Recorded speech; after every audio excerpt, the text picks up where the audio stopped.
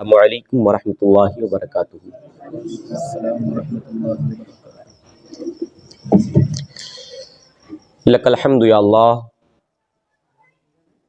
والصلاۃ والسلام علیک یا رسول اللہ، اما بعد فاعوذ باللہ من الشیطان الرجیم، بسم اللہ الرحمن الرحیم۔ قال تعالی فی القرآن المجید والفرقان الحمید،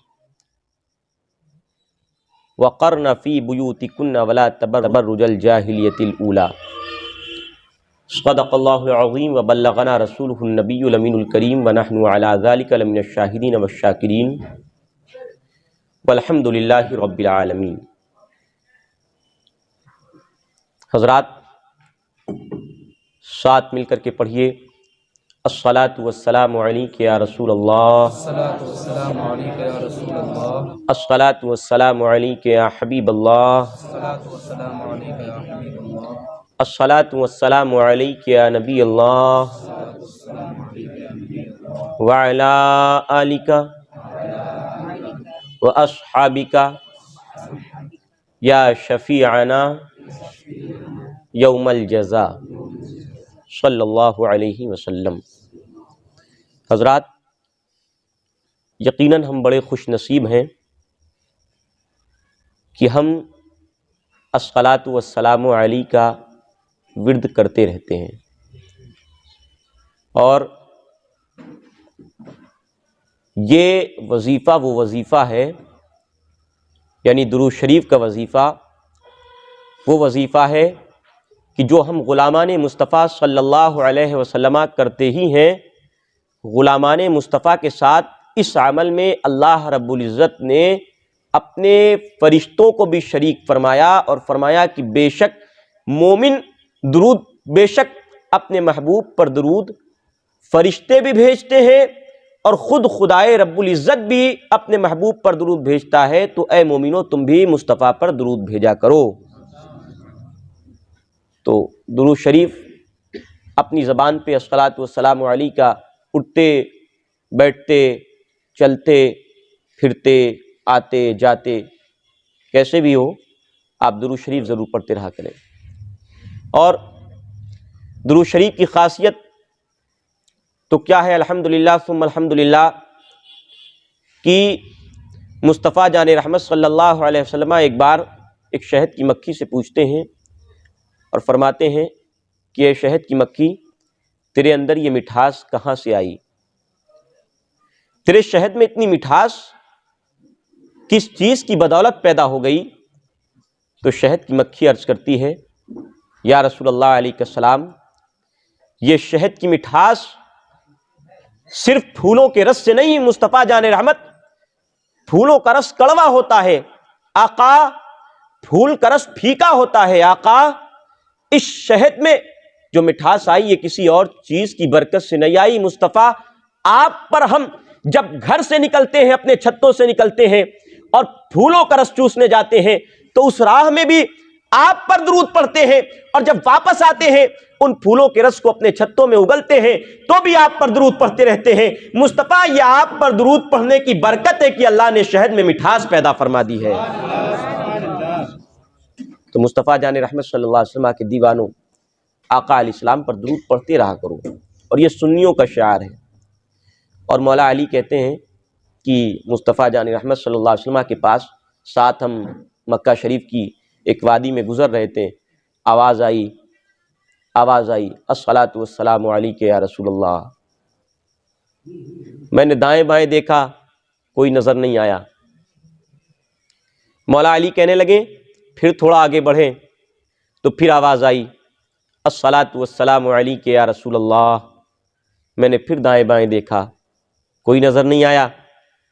عرض دل میں سوچنے لگے کہ ان پہاڑوں کے درمیان، ان جنگلوں کے درمیان، ان بیابانوں کے درمیان مصطفیٰ کا کون عاشق ہے، مصطفیٰ کا کون دیوانہ ہے، مصطفیٰ کا کون سچا شیدائی ہے جو ان پہاڑوں میں مصطفیٰ کریم علیہ السلام پر درود و سلام کے نذرانے پیش کر رہا ہے۔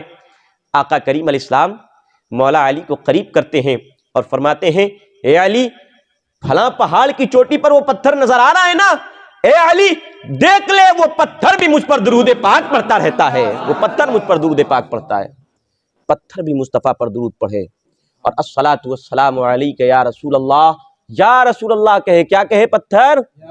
یا رسول اللہ، الصلاۃ والسلام علیک یا رسول اللہ۔ مگر آج کچھ حیوان ایسے بھی ہیں، کچھ انسان نما جانور ایسے بھی ہیں جو مصطفیٰ جان رحمت صلی اللہ علیہ وسلم کو یا رسول اللہ، یا حبیب اللہ، یا نبی اللہ کہنے کو شرک کہتے ہیں۔ اللہ ایسوں سے ہمارے ایمان کو محفوظ فرمائے۔ ابھی میں اجمیر شریف گیا، 9:30 بجے 10 بجے کے قریب میری واپسی ہوئی، بڑا ہوا تھکا ہوا تھا۔ کئی دنوں سے یہ درس، کئی جمعہ سے یہاں پر ہونے والا درس ٹل رہا تھا برابر۔ مبین بھائی میں نے کہا نہیں درس ہوگا، تو سرکار خواجہ غریب نواز کے آستانے پہ گیا۔ ہمارے بہت سے بھائیوں نے ہم سے جانے سے پہلے دعا کے لیے کہا تھا، ذیشان بھائی وغیرہ نے بھی کہا تھا۔ الحمدللہ اللہ کی رحمت سے سرکار غریب نواز کے آستانے پر جن نے کہا تھا سب کا نام لے کر کے سرکار غریب نواز کی بارگاہ میں سلام بھی پیش کی اور سب کے لیے الحمدللہ دعائیں بھی کی۔ اور سرکار غریب نواز کے آستانے پہ اللہ کی قسم ایسا نور برس رہا تھا کہ میں اس کیفیت کو اور وہاں پر انوار و تجلیات جو اتر رہی تھیں اور ہر قلب صادق جو اس دربار میں بیٹھ کر کے سرکار غریب نواز کی بارگاہ میں اپنی حاجتیں لے کر کے سرکار غریب نواز کی بارگاہ میں فریاد رس تھا اور استغاثہ پیش کر رہا تھا اور عرض کر رہا تھا یا غریب نواز دعا فرما دیں اللہ رب العزت کے حضور۔ ہر قلب صادق پر وہ محسوس کر رہا تھا کہ غریب نواز کے دربار سے یقیناً فیض باطن بٹ رہا ہے اور دلوں پہ جھما جھم برس رہا ہے، ایسا محسوس ہوتا تھا۔ اور غریب نواز کا آستانہ وہ آستانہ ہے جس کے بارے میں میرے امام اہل سنت اعلیٰ حضرت کنز الکرامت، جبل الاستقامت، پروان شم رسالت امام احمد رضا محدث بریلوی اپنی کتاب احسن الوعاء لآداب الدعاء، یہ ان کے والد کی کتاب ہے علامہ نقی علی کی، اور اس پر اعلیٰ حضرت امام علیہ سنت نے حاشیہ لکھا اور اعلیٰ حضرت امام علیہ سنت نے فرمایا کہ وہ مقام جہاں پر دعائیں قبول ہوتی ہیں ان مقامات میں ایک مقام ہندوستان کی سرزمین پہ وہ مقام ہے جسے مظہر گنبد خضرا کہا جاتا ہے، اور وہ مقام خواجہ غریب نواز کا در ہے کہ جس در پر اللہ کی قسم کوئی مانگی ہوئی دعا انشاءاللہ ٹالی نہیں جاتی ہے۔ اعلیٰ حضرت فرماتے ہیں کہ وہ مقام جہاں ہندوستان میں دعا قبول کی جاتی ہے وہ غریب نواز کا بھی در ہے۔ اور آج کچھ لوگ ایسے بھی ہیں جو آپس میں لڑائیاں کروانے کے اوپر تلے رہتے ہیں، چشتی الگ ہیں، قادری الگ ہیں، سہروردی الگ ہیں، نقش بندی الگ ہیں۔ نہیں، اہل سنت کا یہ پیغام نہیں۔ ہم سب وہ کسی بھی سلسلے کا ہو، چشتی ہو، قادری ہو، سہروردی ہو، نقش بندی ہو، شاذلی ہو، رفاعی ہو، تیفوری ہو، ابو العلائی ہو، کسی بھی سلسلے کا ہو، اگر وہ سنی مسلک پر قائم ہے وہ سب وہ ہمارے بھائی ہیں اور ہم ان کے بھائی ہیں، ان میں کوئی بیر نہیں ہے۔ اور اعلیٰ حضرت امام علیہ سنت، اعلیٰ حضرت کتنی غریب نواز سے محبت کرتے ہیں اس کی میں ایک جھلک صرف آپ کو بتاؤں۔ اعلیٰ حضرت امام علیہ سنت کا فتویٰ فتاوی رضویہ شریف میں موجود ہے۔ اعلیٰ حضرت امام علیہ سنت سے پوچھا گیا، احکام شریعت میں بھی ہے، پوچھا گیا کہ سرکار یہ بتائیے قبر کو چومنا کیسا ہے؟ اعلیٰ حضرت امام علیہ سنت فاضل بریلوی فرماتے ہیں کہ بوسے قبر احوط یہ ہے کہ عوام کو منع ہے، یعنی احتیاطی تقاضا یہ ہے کہ عوام مزارات اور قبروں کا بوسہ نہ لے، احتیاط کا تقاضا یہ ہے۔ حالانکہ اعلیٰ حضرت نے اس کو ناجائز و حرام نہیں فرمایا، فرمایا احتیاط کا تقاضا یہ ہے، ادب کا تقاضا یہ ہے، محبت حقہ کا تقاضا یہ ہے کہ قبروں کا بوسہ نہ لیا جائے۔ اعلیٰ حضرت امام علیہ سنت فاضل بریلوی رحمۃ اللہ تعالی علیہ جب مکہ شریف جاتے ہیں حج کرنے اور آپ کا جہاز بمبئی کی بندرگاہ پہ رکتا ہے، اعلیٰ حضرت امام علیہ سنت سے مریدین عرض کرتے ہیں یا سرکار آپ ہمارے گھر چلیے، ہمارے مکان پر چلیے، ہمارے یہاں اپنا قدم رنجہ فرمائیے، حضور ہمارے گھر چلیے۔ اعلیٰ حضرت نے فرمایا نہیں، اب مدینہ سے آیا ہوں تو مدینے کی جانب سے جس کو ہند کا سلطان بنایا گیا ہے اب اس کے دربار میں بھی حاضری دے کر کے گھر جاؤں گا۔ سرکار اعلیٰ حضرت امام علیہ سنت اجمیر مقدس پہنچتے ہیں۔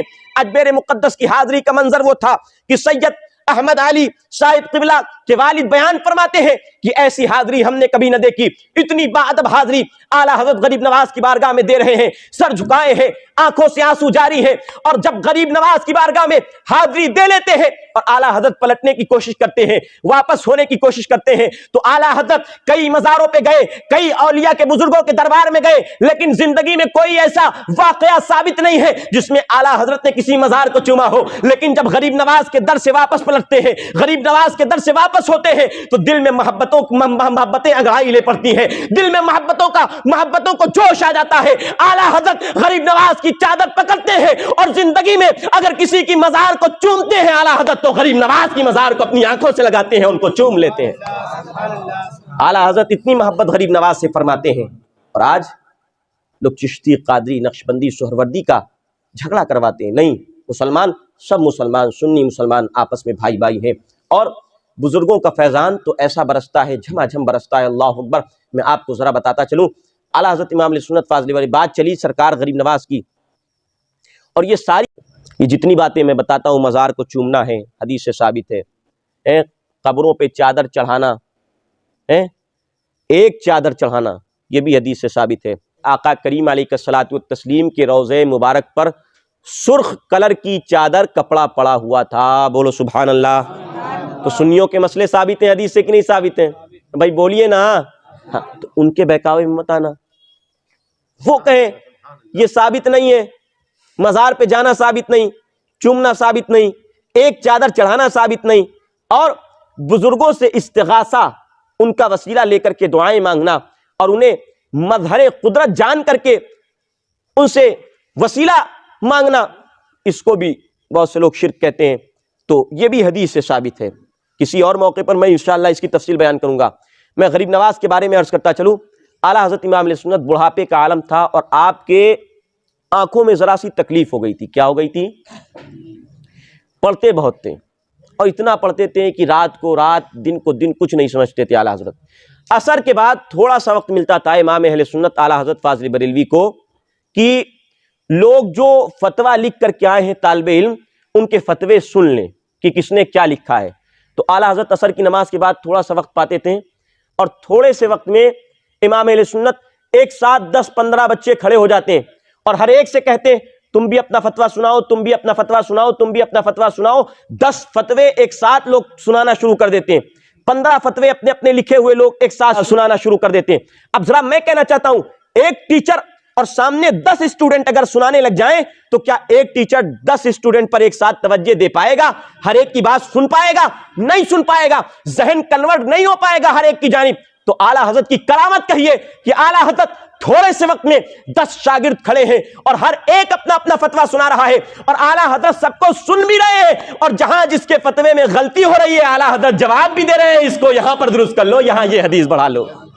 یہ اعلیٰ حضرت کی کرامت ہے کہ ایک وقت میں 10 کی باتیں سن رہے ہیں اور 10 کو جواب دے رہے ہیں۔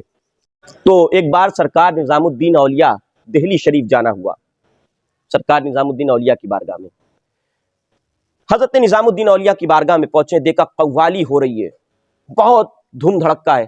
اچھا، اعلیٰ حضرت کا فتویٰ قوالی کے خلاف ہے، اعلیٰ حضرت قوالی کو جائز نہیں سمجھتے ہیں، اور اس کو فرماتے ہیں کہ یہ ناجائز ہے، گناہ ہے، اعلیٰ حضرت امام علیہ سنت۔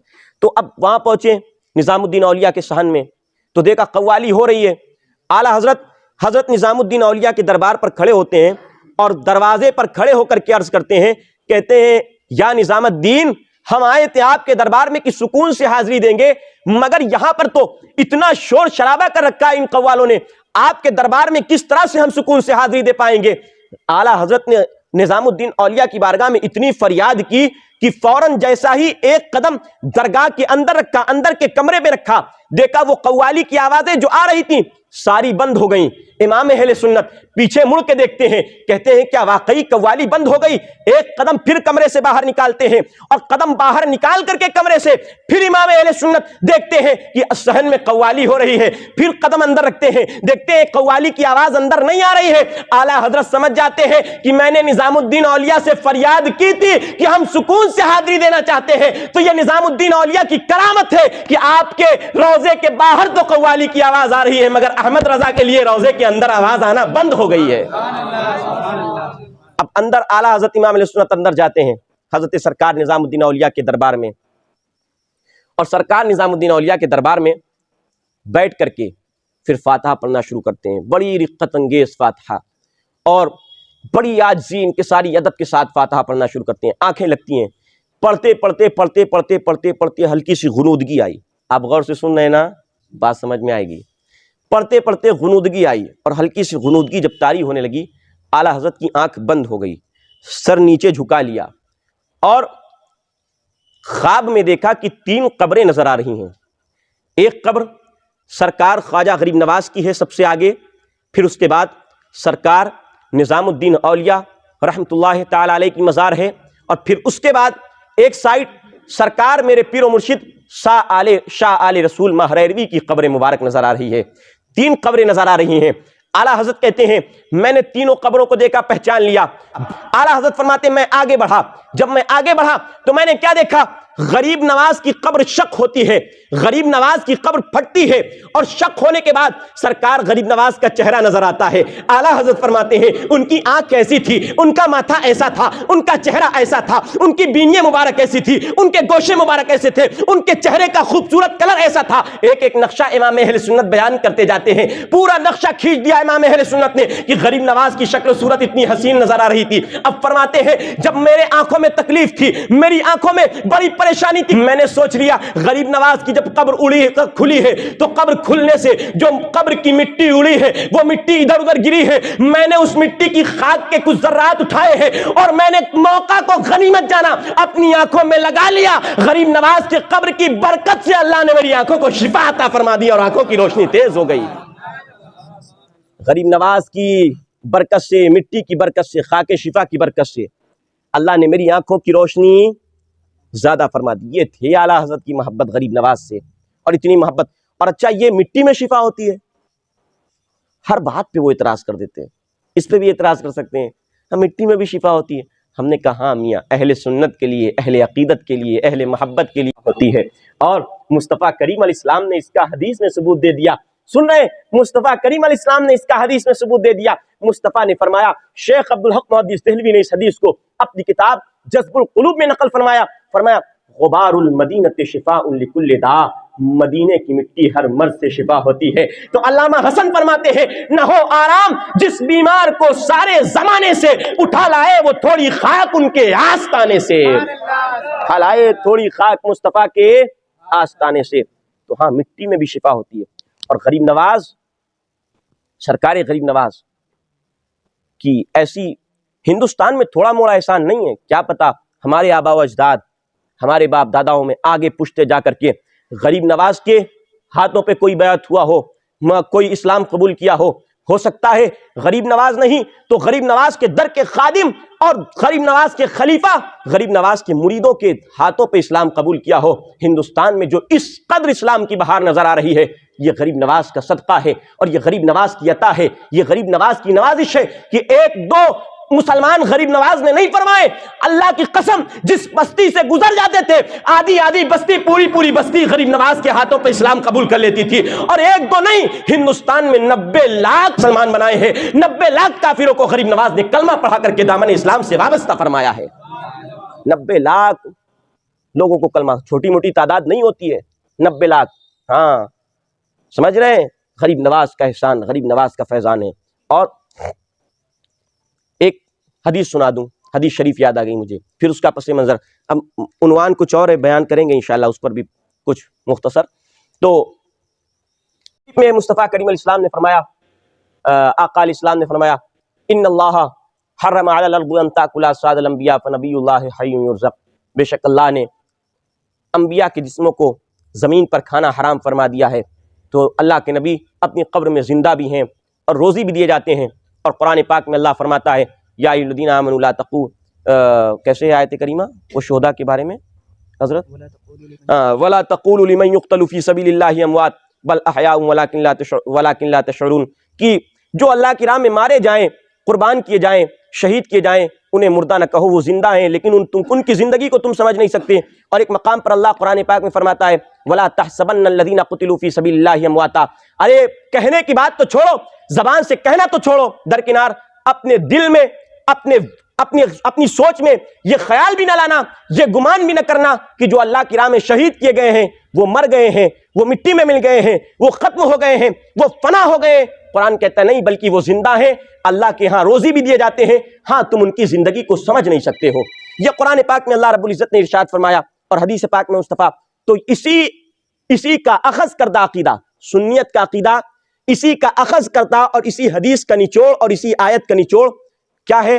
مصطفیٰ کریم علیہ الصلوۃ والتسلیم کے دیوانوں کا عقیدہ یہ ہے کہ اللہ کے نبی تو زندہ ہی ہیں، ساتھ ساتھ مصطفیٰ کے دامن سے جو صحیح طریقے سے چمٹ جاتا ہے، مصطفیٰ کا جو سچا عاشق بن جاتا ہے، اللہ اس کے جسم کو بھی زمین کے نیچے محفوظ فرماتا ہے، قبر کی مٹی اسے بھی نہیں کھاتی ہے.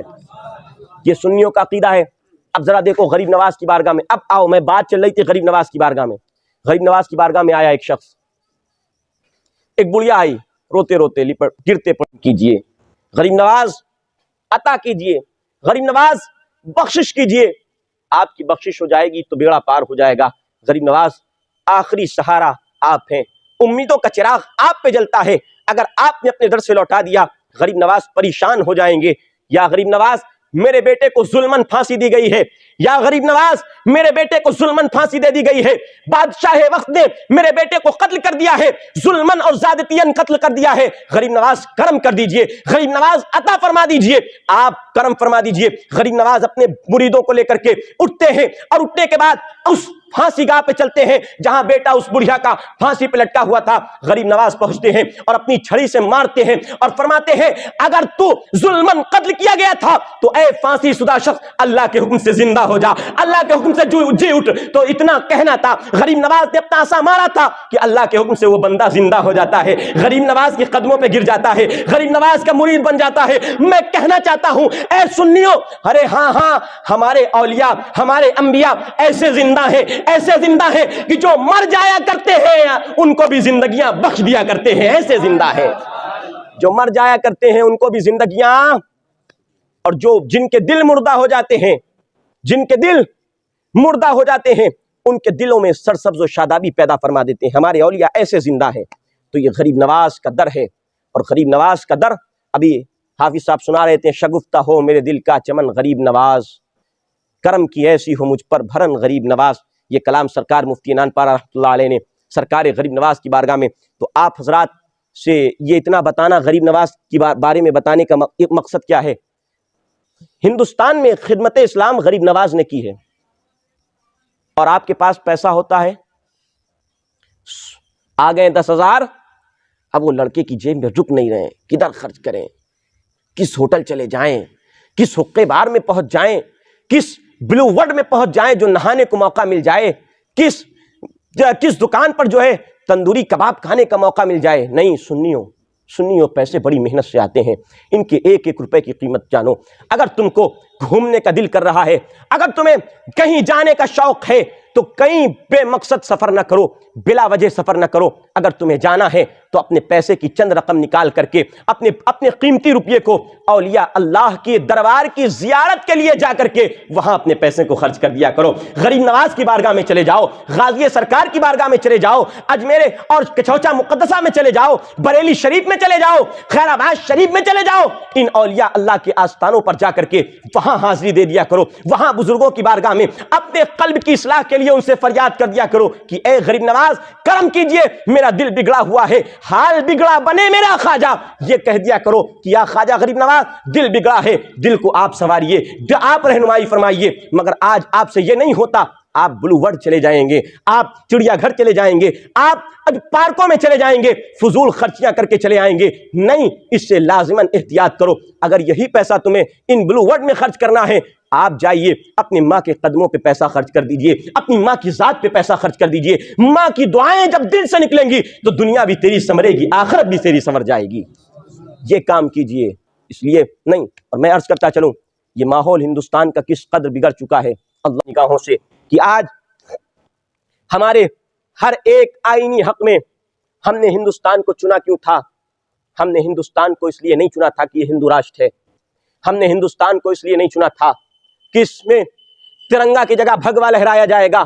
ہم نے ہندوستان کو اس وجہ سے نہیں چنا تھا کہ یہاں پر امبیڈکر کا بنایا ہوا قانون نہیں چلے گا، بلکہ یہاں پر جو قانون چلے گا وہ بھگوت گیتا کا چلے گا یا رامائن کا چلے گا. ہم نے اس وجہ سے ہندوستان کو نہیں چنا تھا. ہم نے ہندوستان کو جمہوریت کی بنیاد پر چنا تھا. ہمارے آبا و اجداد نے جو پاکستان کا رخ اختیار نہیں کیا, ہم نے ہندوستان کو چنا جمہوریت کی بنیاد پر, اور جمہوریت میں ہم کو آزادی حاصل ہے. ہم کس طرح کے لباس پہنیں, ہم اپنے مذہب پر عمل کریں, ہم اپنی کھل کر کے عبادت کریں, ہم اپنے کھل کر کے اپنے مصطفیٰ کریم علیہ السلام کے فرمان سنیں اور سنائیں, ہم قرآن کے پیغام کو خود سنیں, اس پر عمل کریں اور دوسروں کو عمل کروائیں, اور کسی کے مولک ادھیکار کا اس سے ہنن نہیں ہوتا ہے. آپ یاد کیجئے, آج کل ہماری شریعت مطہرہ پر یہ انگشت نمائی کی گئی, کبھی 3 طلاق کے نام پہ انگشت نمائی کی گئی, کبھی مسلمانوں پر ظلم و زیادتی CAA اور NRC کے نام پر کی جاتی رہی, اور کبھی مسلمانوں پر شاہبانوں کا کیس لا کر کے تھوپا جاتا رہا, اور آج نوبت یہ آ گئی ہے. آج ہماری ماں بہنیں اگر حجاب پہن کر کے, نقاب پہن کر کے, اگر برقع پہن کر کے گلیوں میں جائیں تو یہ خبثہ کی جماعت یہ ہماری ماں بہنوں کو گھیر لیں اور معاذ اللہ ثم معاذ اللہ ان کو تکلیف پہنچائیں. نہیں سنی مسلمانوں, میں آپ سے عرض کرنا چاہتا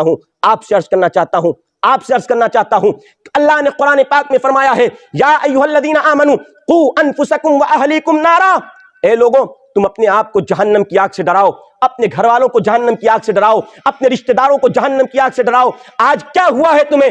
آج تم اپنی ماں بہنوں کو بے پردہ بازاروں میں بھیجتے ہو. آج تمہاری ماں بہنوں کے سروں سے دوپٹہ اتر گیا ہے. آج ہماری ماں بہنوں کے سروں سے, آج ہماری ماں بہنوں کے جسموں پہ اگر نقاب ہے تو اسے نقاب کہتے ہوئے شرم آتی ہے, اسے حجاب کہتے ہوئے شرم آتی ہے, اسے برقع کہتے ہوئے شرم آتی ہے, کہ جس سے پورے اعضائے بدنیہ ظاہر ہوتے ہیں. یہ جائز نہیں ہے, یہ حرام ہے, یہ حرام ہے, یہ حرام ہے. اس طریقے سے بازاروں میں عورتوں کا نکلنا کہ جس سے ان کے اعضائے جسمانی ظاہر ہوں, جس سے ان کے جسم کی بے پردگی ہو, یہ ناجائز و حرام ہے. آج ان کو موقع کیوں ملا ہے؟ یاد رکھیے, میں آپ سے کہنا چاہتا ہوں, آج موقع کیوں ملا, کس لیے موقع ملا؟ آپ نے کبھی غور کیا؟ ایک سکھ کی بات بتا رہے ہیں, ایک سکھ اگر داڑھی رکھ کر کے فوج میں بھرتی لینا چاہتا ہے اور اپنی پگڑی نہیں اتارنا چاہتا ہے تو سکھ کو اجازت ہے. بعد میں اسمبلی میں ایسے قانون بنائے گئے کہ جہاں سکھ کو اجازت ہے کہ سکھ اپنی پگڑی پہن کر کے فوج میں رہ سکتا ہے, اپنی داڑھی رکھ کر کے فوج میں رہ سکتا ہے, کوئی اعتراض نہیں کرے گا. مگر اگر ایک مسلمان فوج میں جانا چاہے, فوج میں بھرتی ہونا چاہے, تو پہلے اس کا مطالبہ یہ ہوگا افسر کا, تم سب شرطوں کے ساتھ پاس ہو, تمہاری ہائٹ بھی پاس ہے, تمہاری لمبان اور چوڑان بھی پاس ہے, تمہاری طاقت و قوت کا بھی لوہا مانا جا رہا ہے, تمہاری یہ ساری چیزوں کا لوہا مانا جا رہا ہے, مگر آپ داڑھی مڈا کر کے آئیں گے, پھر آپ کو فوج میں داخلہ ملے گا. آپ داڑھی مڈائیے. معلوم ہے یہ ان کو موقع کیوں ملا؟ آخر کیوں یہ کہتے ہیں, آخر ان کو موقع کس لیے دیا گیا؟ اس وجہ سے کہ آج مسلمانوں کے نوجوانوں نے اس قدر داڑھیاں مڈائی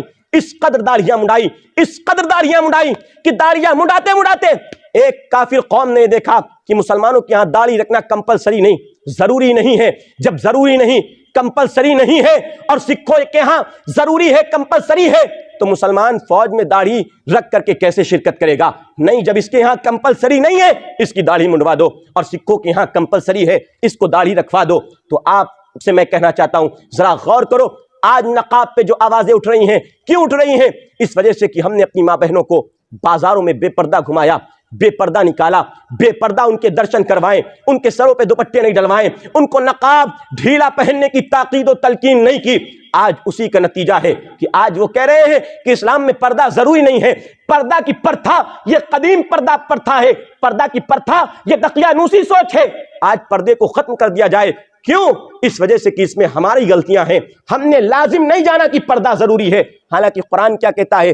قرآن پاک میں اللہ فرماتا ہے, وَقَرْنَ فِي بُيُوتِكُنَّ وَلَا تَبَرُّجْنَ تَبَرُّجَ الْجَاهِلِيَّةِ الْأُولَىٰ, اور اے عورتوں اپنے گھروں میں ٹھہری رہو, اور جس طریقے سے زمانہ جاہلیت میں اپنی زیب و زینت کا اظہار کیا جاتا تھا, جس طرح سے زمانہ جاہلیت میں لوگ اپنے حسن کو دکھاتے تھے, عورتیں اپنے حسن کو دکھاتی تھیں, اس طرح سے زمانہ جاہلیت کی طرح حسن کو نہ دکھاؤ. قرآن یہ کہتا ہے, مگر قرآن کے پیغام کو تم نے سینے سے کہاں لگایا ہے؟ کہاں سینے سے لگایا ہے؟ کس نے سینے سے لگایا ہے؟ لیکن یہاں اگر ہم چھپاتے ہیں تو میدان محشر میں کھلے گا یہ عیب, میدان محشر میں کھلے گا, میدان محشر میں تم سے پرسش ہوگی, میدان محشر میں پوچھا جائے گا ہاں ہاں، ایک بھائی کی غیرت اس کی بہن تھی، ایک باپ کی غیرت اس کی بیٹی تھی، ایک شوہر کی غیرت اس کی بیوی تھی، ایک بیٹے کی غیرت اس کی ماں تھی، مگر کیا تو نے اپنی غیرت کی حفاظت کی؟ کیا تو نے، ایک بیٹے نے کیا اپنی ماں کی غیرت کی حفاظت کی؟ کیا ایک شوہر نے اپنی بیوی کی غیرت کی حفاظت کی؟ کیا ایک بھائی نے اپنے بہن کی غیرت کی حفاظت کی؟ نہیں کی ہے۔ اس کا جواب تمہیں اللہ رب العزت کی بارگاہ میں دینا ہوگا۔ قرآن کہتا ہے وَقَرْنَ فِي بُيُوتِكُنَّ، اپنے گھروں میں مسلمان عورتیں ٹھہری رہیں، وَلَا تَبَرُّجْنَ تَبَرُّجَ الْجَاهِلِيَّةِ الْأُولَىٰ، اور جس طرح سے زمانہ جاہلیت میں حسن کو دکھایا جاتا تھا اس طرح سے اپنے حسن کو نہ دکھائیں۔ آج عالم یہ ہے کہ جس طرح سے اسلام آنے سے پہلے زمانہ جاہلیت میں جس طرح سے لوگ اپنے حسن کو دکھاتے تھے، عورتیں اپنے حسن کو دکھاتی تھیں، آج وہی زمانہ جہالت کا دور واپس آ گیا ہے۔ جگہ جگہ عریاں کپڑے ہیں اور مسلمان، اللہ اکبر، مصطفیٰ کریم علیہ السلام نے فرمایا، حدیث یاد آ گئی ابو داؤد شریف کی، مصطفیٰ کریم علیہ السلام نے فرمایا، میرے آقا نے فرمایا دیوس شخص یہ جنت کی خوشبو بھی نہیں پائے گا۔ اللہ اکبر، کیا فرمایا مصطفیٰ کریم علیہ السلام نے؟ کیا فرمایا؟ بولو، سمجھ نہیں رہے ہو؟ صرف چہرہ ٹک ٹک دیدم دم نہ کشیدم نہیں، ٹک ٹک دیدم دم نہ کشیدم نہیں، سمجھو بھی ساتھ میں، بولو کیا؟ دیوس شخص جنت میں جنت کی خوشبو نہیں پائے گا، مصطفیٰ کریم علیہ السلام نے فرمایا۔ پھر سوال کیا گیا، یا رسول اللہ علیہ السلام دیوس بندہ کون ہے جس کے بارے میں آپ فرماتے ہیں کہ دیوس بندہ جنت کی خوشبو نہیں پائے گا؟ مصطفیٰ کریم علیہ السلام نے فرمایا دیوس بندہ وہ بندہ ہے جو اپنے آپ کو غلط، اپنے گھر والوں کو غلط کام میں دیکھے، اپنی ماں بہنوں کو بے حیائی میں دیکھے اور ان کی بے حیائی پر برقرار رکھے اور انہیں روکے ٹوکے نہ، تو ایسا بندہ دیوس ہے، اور یہ دیوس بندہ جنت میں نہیں جائے گا، جنت کی خوشبو بھی نہیں پائے گا۔ اللہ اکبر۔ تو آج کتنے لوگ ہیں جو اپنے گھر والوں کو بے حیائی پر روکتے ٹوکتے؟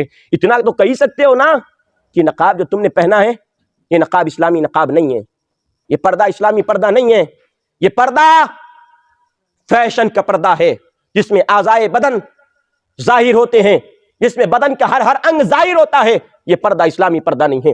اسلامی پردہ یہ ہے نقاب برقع وہ ڈھیلا ڈھالا پہنا جائے جس سے عورت کا کوئی بدن ظاہر نہ ہو۔ اور یاد رکھو میری ماں بہنوں، یاد آ گیا مجھ کو، وہ حدیث یاد آ گئی، مصطفیٰ کریم علیہ السلام کی ایک دیوانی صحابیہ تھی، ذرا غور سے سننا، مصطفیٰ کریم علیہ السلام کی ایک دیوانی صحابیہ تھی۔ آقا کریم علیہ السلام نے فرمایا جنگ میں جانا ہے، اپنے بیٹے کو بھیجا، جاؤ نبی کی بارگاہ میں جاؤ، جنگ میں شرکت کرو، مصطفیٰ کے دین پر آنچ نہ آنے دینا۔ ماں نے کہا، بیٹا بھی نکل پڑا، بیٹا بھی مصطفیٰ کی خدمت میں حاضر ہے، آقا کریم علیہ السلام کی بارگاہ میں حاضر۔ جنگ ہوتی ہے، جب جنگ ہو کر کے واپس مدینہ طیبہ میں لوگ آتے ہیں، آقا کریم علیہ السلام کی بارگاہ میں وہ عورت حاضر ہوتی ہے اور اپنے بیٹے کے بارے میں پوچھتی ہے، بیٹے کا کیا حال چال ہے، لیکن بیٹے کے بارے میں پوچھتی ہے تو مصطفیٰ کریم علیہ السلام کی بارگاہ میں آئی تو پورا پردہ کر کے آتی ہے، ایک ایک انگ اس کا چھپا ہوا ہے، جسم پر نقاب پڑا ہوا ہے۔ بعض لوگوں نے پوچھا ایسے عالم میں کہ جب جنگ سے لوگ فوجی واپس آ رہے ہوں، لوگ اپنے گھر سے بے پردہ دوڑ پڑتے ہیں کہ کہیں میرا بیٹا تو شہید نہیں ہو گیا، کہیں میرا شوہر تو شہید نہیں ہو گیا، کہیں میرا باپ شہید تو نہیں ہو گیا، لوگ بے پردہ چلے آتے ہیں۔ اور تجھے کیا ہوا کہ تو ایسے عالم میں بھی کہ جنگ کا قافلہ واپس آتا ہے اور تو پردے کا پردہ کر کے آتی ہے، نقاب ڈال کر کے آتی ہے؟ تو وہ بیٹی کہتی ہے، وہ ماں کہتی ہے، ہاں میں نے جنگ میں اپنے بیٹے کو قربان کیا ہے، میں نے جنگ میں اپنے بیٹے کو شہادت کا درجہ دیا ہے، مگر میں نے اپنی حیا کو قربان نہیں کیا ہے۔ حیا میری قلبی سلامت تھی، آج بھی حیا میری سلامت ہے اور صبح قیامت تک سلامت رہے گی۔ حیا صبح قیامت تک سلامت رہے گی۔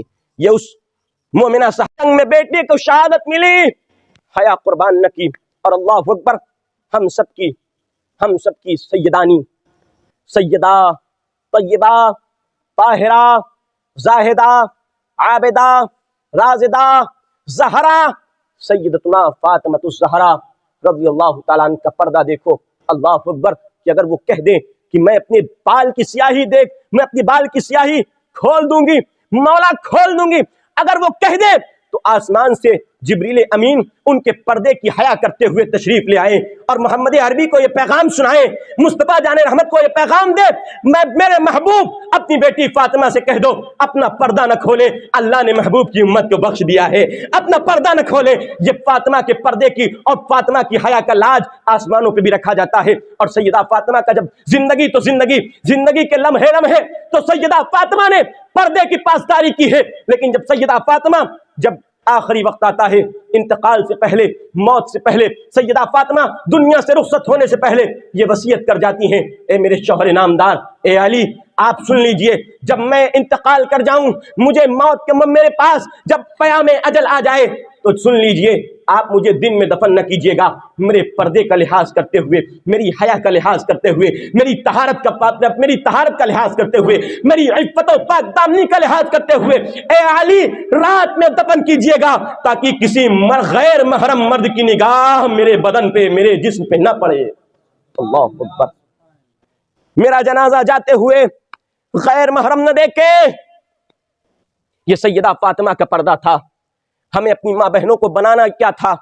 بنانا تھا کنیز فاطمہ بنانا تھا، بنانا کنیز عائشہ تھا، بنانا کنیز سودا تھا، بنانا کنیز ام سلمہ تھا، مگر آج ہم نے اپنی ماں بہنوں کو یورپ کی غلامی میں دے دیا ہے، امریکہ کی غلامی میں دے دیا ہے، برطانیہ کی غلامی میں دے دیا ہے، لندن کی غلامی میں دے دیا ہے۔ آج انہیں کنیز فاطمہ نہیں، کنیز ہیروئن بنایا جا رہا ہے۔ یاد رکھو مسلمانوں، تمہاری فلاح اس میں نہیں ہے۔ اور مجھے یاد آ گیا، وہ واقعہ بھی یاد آ گیا، اللہ اکبر، مصطفیٰ جان رحمت صلی اللہ علیہ وسلم کے شہدائیوں، یاد رکھو پردہ کتنی اہم اور لازم چیز ہے، کتنی اہم اور لازم چیز ہے۔ مصطفیٰ کریم علیہ السلام کی بارگاہ میں سیدہ ام سلمہ بیان کرتی ہیں، ہم بیٹھے تھے اور جناب سودا بیٹھی ہوئی تھی، حضرت سودا ام المؤمنین حضرت سودا رضی اللہ عنہا وہ بھی بیٹھی ہوئی تھی۔ ایک نابینا صحابی، بات سمجھ میں آ رہی ہے نا؟ بولیے نا سبحان اللہ، ایک بار اور کہیے سبحان اللہ، پھر کہیے سبحان اللہ، سبحان اللہ کہتے رہا کیجیے۔ کیوں؟ حدیث ہے، حدیث ہے، کیا حدیث شریف ہے؟ بخاری شریف کی حدیث ہے، آخری حدیث ہے۔ فرمایا میرے پیارے آقا علیہ السلام نے کلیمتان حبیبتان الی الرحمن ثقیلتان فی المیزان خفیفتان علی اللسان سبحان اللہ و بحمدہ سبحان اللہ العظیم۔ مصطفیٰ فرماتے ہیں دو کلمے ایسے ہیں جو زبان پر بڑے ہلکے اور میزان پہ اتنے بھاری اتنے بھاری اتنے بھاری کہ پلڑے جھک جائیں ان کے وزن سے۔ اور ایک روایت میں آیا ہے کہ سبحان اللہ کا اگر ثواب زمین و آسمان کی فضا کے درمیان پھیلا دیا جائے تو پوری فضا اس کے ثواب سے بھر جایا کرے گی۔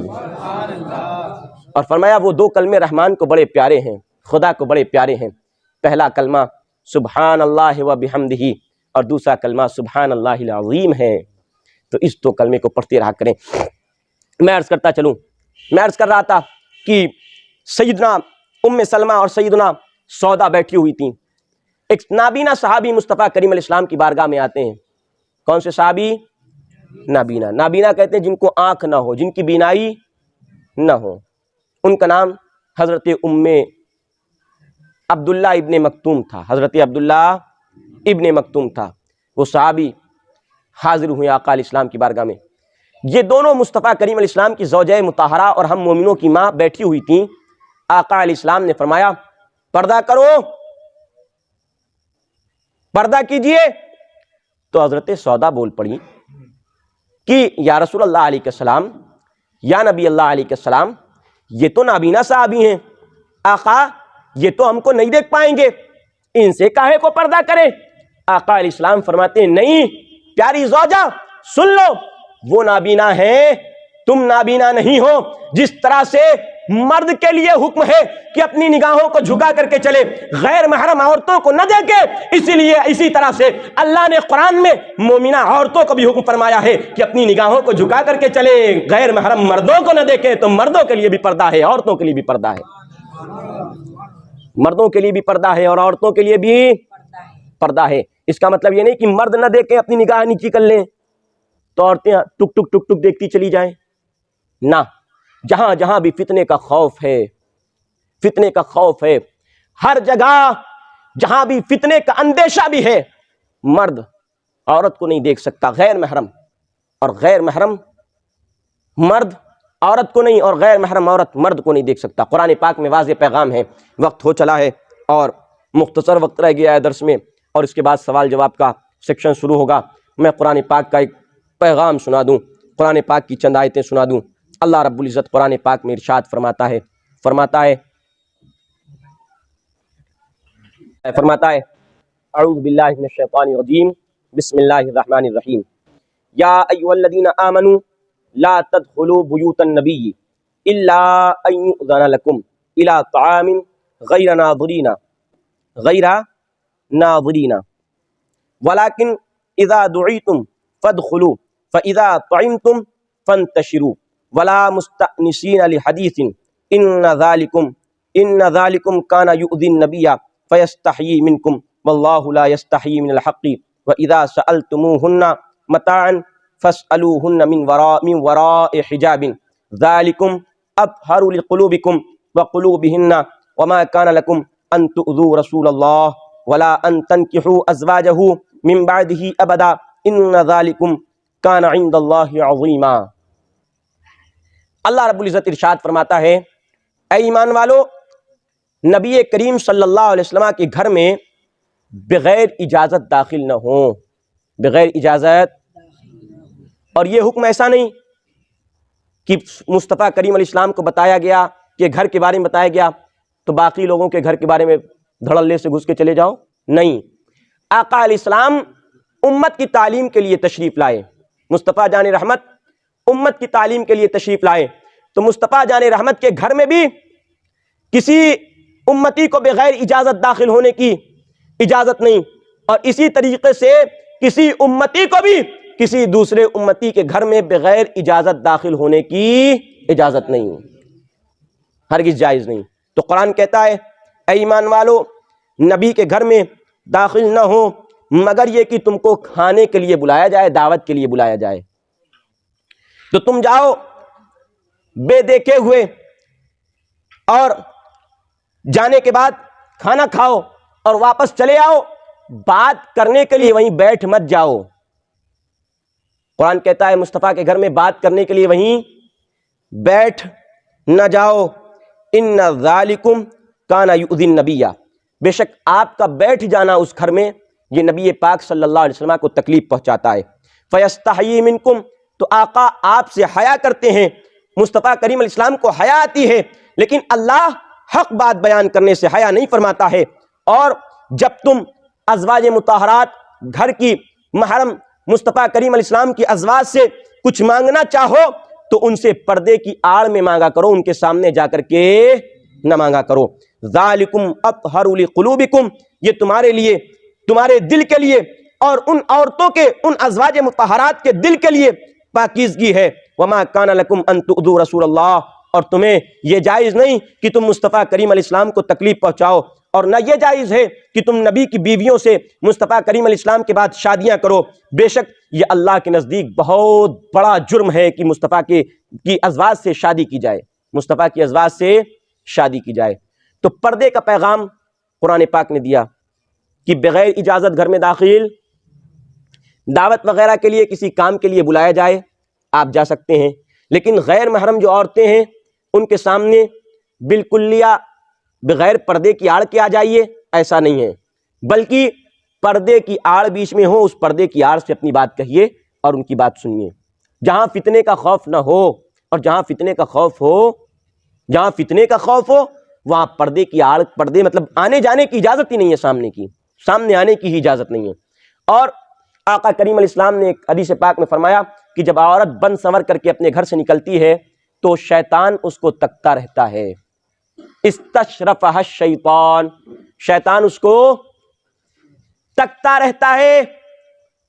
اب اس کے دو معنی ہیں، ایک تو مطلب یہ ہے کہ شیطان جو حقیقی شیطان ہے، حقیقی شیطان وہ عورت کو اتنا بنا سنوار کر کے پیش کرتا ہے لوگوں کے سامنے کہ لوگوں کی توجہ ان عورتوں کی جانب متوجہ ہو جاتی ہے، ایک تو مطلب یہ ہے۔